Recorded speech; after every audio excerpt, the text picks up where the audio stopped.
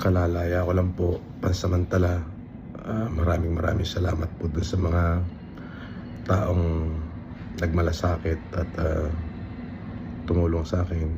Maraming salamat po dun sa mga taong patuloy pong sumusuporta sa akin. Maraming salamat po sa inyo.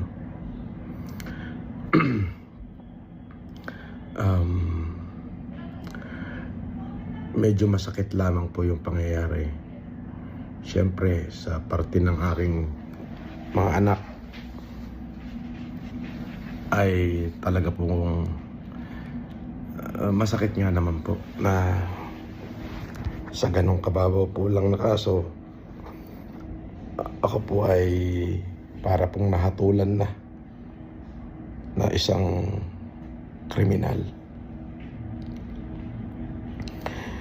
Ako po ay may pagkakamali, maaari, at tama naman po yung ginawa nila na ako ay hulihin, sapagkat yun naman po ay bahagi ng kanilang trabaho.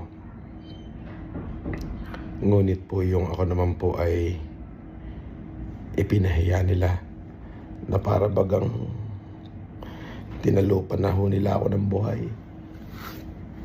Opo, ay sobrang sakit po.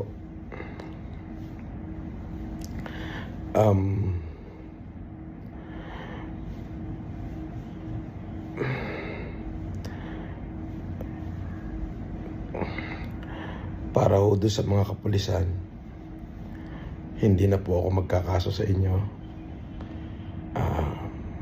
Pinagpapasa Diyos ko na lang ho. Maaaring kayo po ay sumusunod lamang. At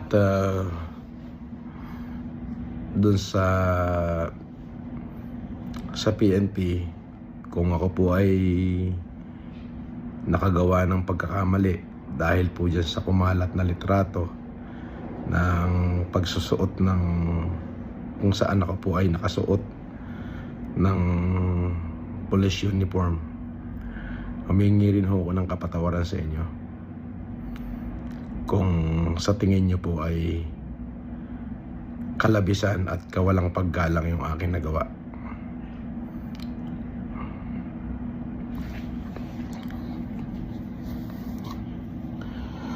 At doon po sa mga patuloy na nagmahal sa akin, maraming salamat po.